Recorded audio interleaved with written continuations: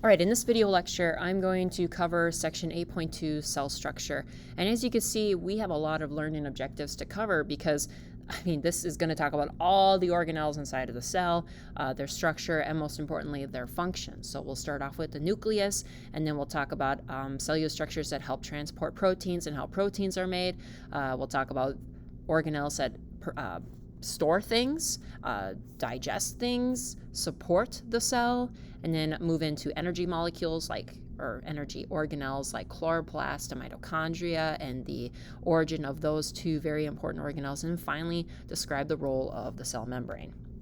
So remember, for cells, all cells have three common features. Okay, they have a cell membrane, they have a cytoplasm, and they have genetic material. Now, this section is solely about eukaryotic organisms because they are way more complex than prokaryotic organisms. So remember, with eukaryotic cells, euc rhymes with nuke, they have a nucleus, they have organelles, they are way more complex than our unicellular prokaryotes. So starting with the nucleus, the organelle that contains the genetic material. It's basically the control center of the cell.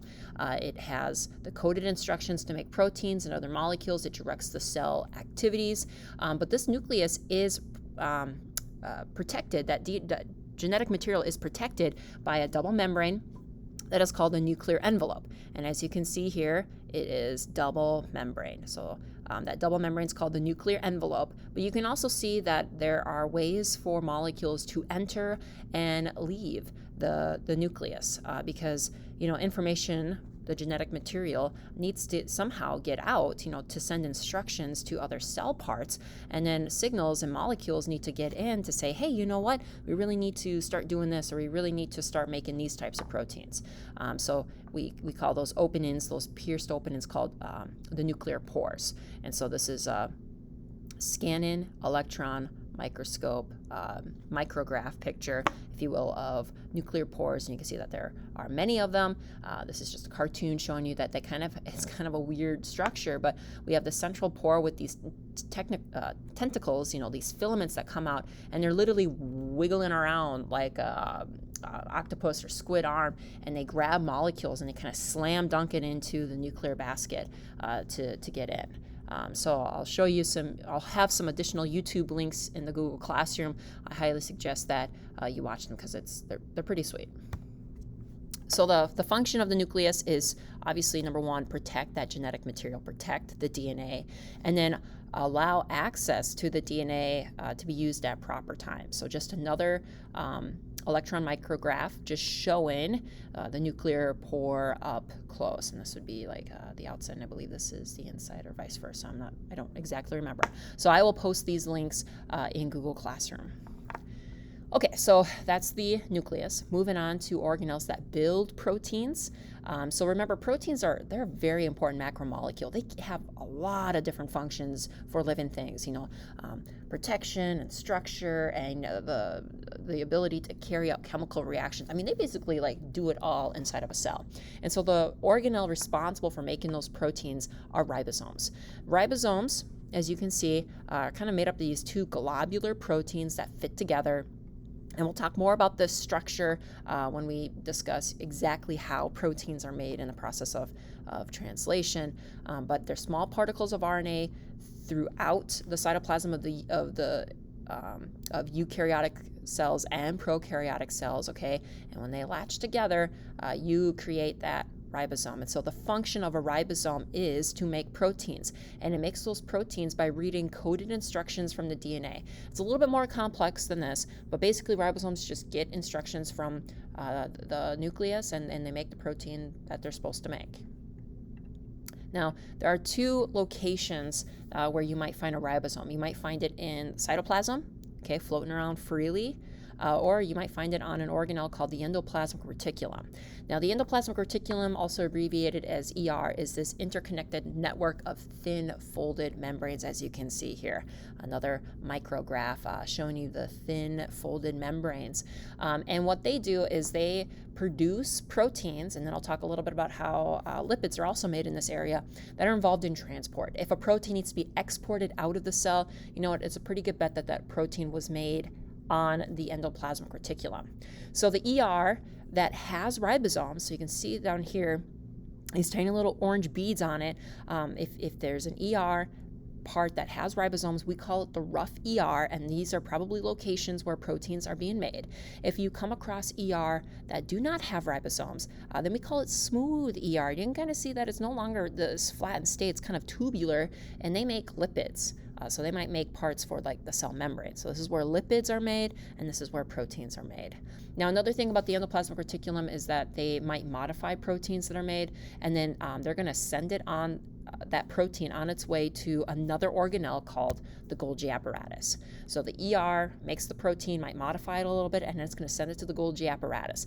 Now, the Golgi Apparatus, again, some more flattened membranes, okay? But the thing here, I like to think of the Golgi Apparatus as like a UPS or an Amazon warehouse or whatever. So it receives packages, and then it might modify it, but the most important thing is that it's going to slap an address tag on that vesicle that's carrying that protein for its final destination. Hey, you're destined to leave the cell. Hey, you're destined to go ahead to the mitochondria or another different part of the cell. So it modifies, it sorts, and then it's going to package that protein as well as whatever else is in that vesicle for storage for inside the cell or to be released from the cell. So it receives things on one side of the cell. So let's just say that the ER is over here. It will receive these vesicles on this side and then send it out for transport on the opposite side. So every time it goes through one of these flattened little membranes, it's getting modified or sorted. So you can kind of see that this vesicle right here is fused, and it's going to get modified and sorted. It's going to move on to the next flattened stack and the next flattened stack, and then finally be ready for export. So a diagram showing how the ER and the Golgi apparatus kind of work together. Here you can see our ER, so the Golgi apparatus is receiving packages from this side and then sending it out on the opposite side here. Okay, switching gears to organelles that store, clean up, and support the cell. So the first one I'm going to discuss are vacuoles, large sac-like membrane enclosed structures. They can store materials like water, salts, proteins, and carbohydrates. In plants have a central vacuole, a very, very large vacuole, as you can see in this picture here. It takes up most of the space of that cell. And when that vacuole is filled with water, the plant is turgid, it's upright. And when plants start to wilt, as you can see here, it's because there's not a lot of water in that vacuole, so the vacuole shrinks, and as a result, the plant starts to wilt. So you add some more water, the plant takes in that water, stores it in the vacuole, and then it gets a little perky, right? So that's vacuoles. They store water, salts, proteins, and maybe even carbs. Lysosomes, I like to call the garbage people of the cell, small organelles that are filled with enzymes. And when they fuse with whatever needs to be destroyed or digested, maybe a vesicle or maybe an organelle that has withgone its lifespan, it's going to break down that structure and allow the materials to be recycled and reused in maybe a different molecule. So they break down lipids, carbs, and proteins, and then that cell has more building materials to assemble something else. As you can see here with our lysosome, it is, again, another lipid bilayer. It is double membrane, and there's a reason for that. First off, this lysosome is dangerous, okay? Inside this lysosome is, this hydrolytic enzyme mixture that can destroy anything inside the cell. So yeah, you better have a double membrane so the thing doesn't leak and this, cell accidentally hurts itself or kills itself, right? So lysosomes, garbage people of the cell. Okay. The organelles, if you will, the part of the cell that provides structure, the cytoskeleton. Okay, cyto means cell, skeleton, support. Think about your own skeleton. Here we have protein filaments that just give shape and organize the cell inside a eukaryotic cell, helps maintain shapes, aids in the movement. There's lots of different filaments or fibers, if you will. We have microtubules, which are probably the biggest. As you can see here, we also have microfilaments, which are smaller. And so we'll discuss how the cell uses microtubules to transport things. So there are two types of filaments that you really need to know. Technically, there's three, but your book only mentions two. Microfilaments are made of actin, tough, flexible framework that aids mostly in movement. Microtubules, hollow tubes, aid in the cell division. The mitotic spindle right here is microtubules. They also make flagella, so the cell can actually move. I'm going to post some videos about motor proteins, but basically we have motor proteins that walk the microtubules, and they literally have two legs, okay, and they waddle front and back, forward and like one foot over the other. And then they also at the top of the head kind of have like two hands, if you will, that hang onto the cargo.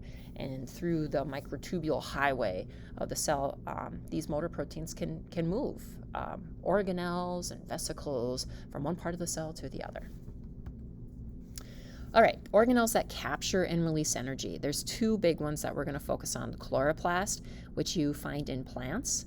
And what they do is they utilize sunlight and convert it into a chemical form like sugar. And this process is called photosynthesis. We'll have an entire chapter on photosynthesis. So chloroplasts use sunlight to make sugar. And that is through photosynthesis. And how they capture that sunlight is through a pigment called chlorophyll. So as you can see in these plant cells right here, you can see a lot of chlorophyll pigments in it. Mitochondria, you find in both plants and animals. All right, I'm going to say that again, plants and animals. You may remember it as the power plant of a cell. So what they do is they take chemical energy, that sugar that might have been made by a chloroplast, in a different organism, the food that you consume, they take that chemical energy and they break it down bit by bit to turn it into ATP, or to produce ATP, not technically turn it into, but to use those breaking of bonds to produce adenosine triphosphate, ATP, the energy currency that the cell uses. Cool thing about mitochondria, you inherit your mitochondria from your mother, from the egg cell. And your mother has the same mitochondria as her mother and her mother before that. So it's actually kind of a cool maternal inheritance with the mitochondria. Now, it's kind of weird that is the way it is, but there is a theory out there called the Endosymbiotic Theory that was proposed by Lynn Margulis. Now, remember, in theory and science, it means it's based on a lot of evidence. And so the Endosymbiotic Theory, in a nutshell, says that the mitochondria and chloroplasts were at one time prokaryotic cells, okay, free living. That means they lived on their own. But then these structures were taken in by eukaryotic cells, and they obviously, could create their own energy, but this energy that was made, could be given to the host cell, the eukaryotic cell that engulfed it. And so they actually kind of had a mutualistic relationship, if you will, where they became useful to the cell's metabolism, and they were retained and eventually just, organelle, something that gets inherited. So here we have a nice diagram, two independent bacteria. One engulfs the other. One bacterium now lives inside the other.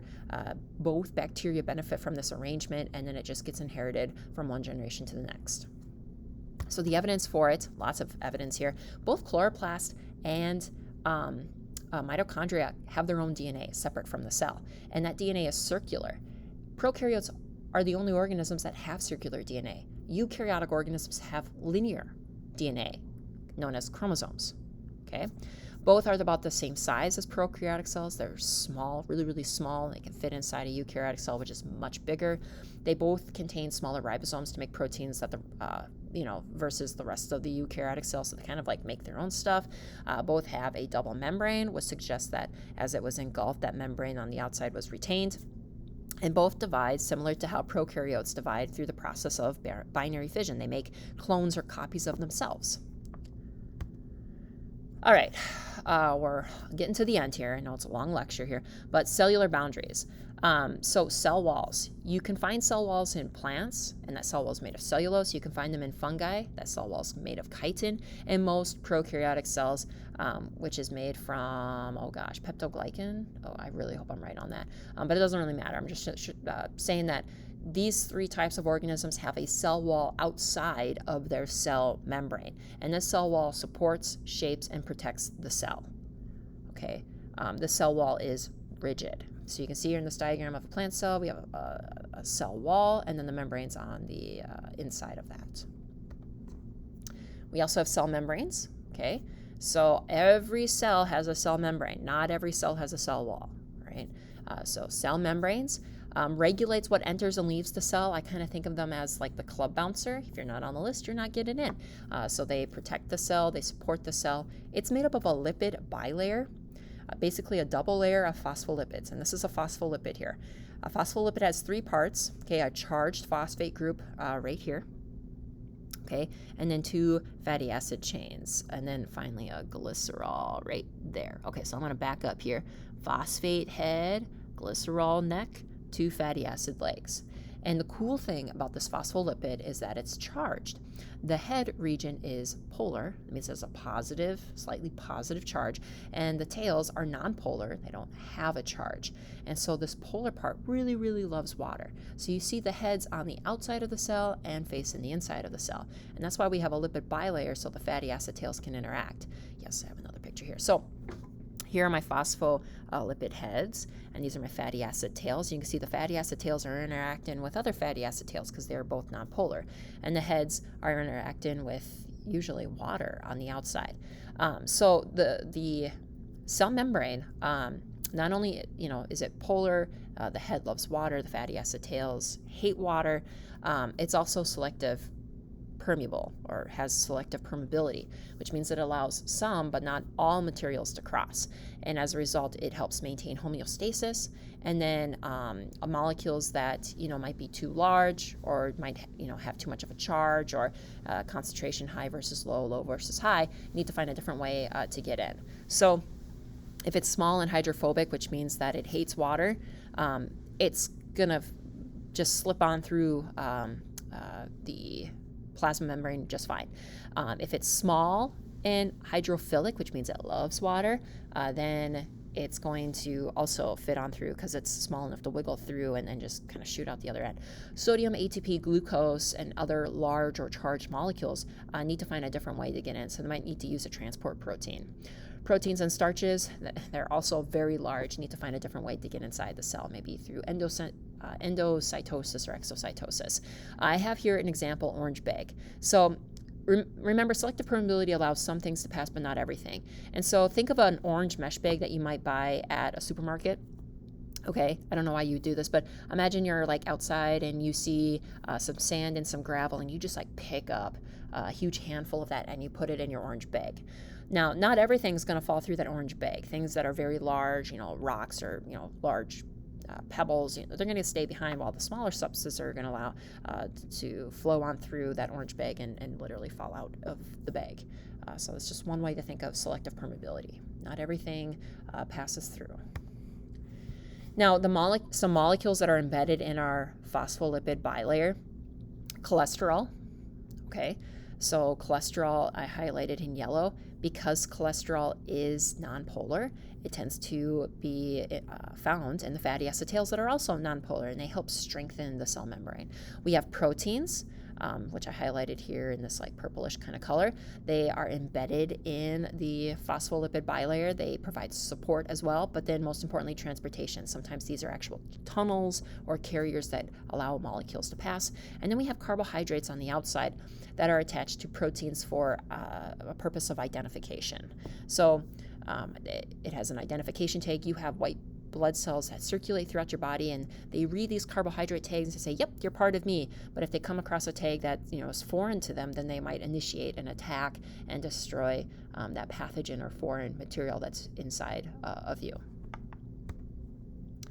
The final thing I'm going to talk about is the fluid mosaic model. So the phospholipid bilayer is considered a fluid mosaic model. It means the membrane is flexible and not rigid. As you can see, it's kind of got this nice little wave to it.